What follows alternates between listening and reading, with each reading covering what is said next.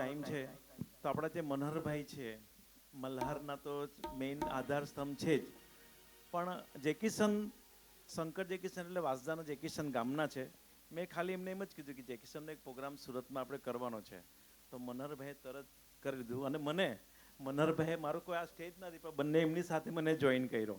એટલે મેં એવું થયું કે હું આટલું બધું મનહરભાઈના લાયક જરા પણ નથી, પણ મનહરભાઈ મને તે લાયક ગણ્યો, તો હું એમનો ખૂબ ખૂબ જિંદગીભરનો આભાર માનું છું.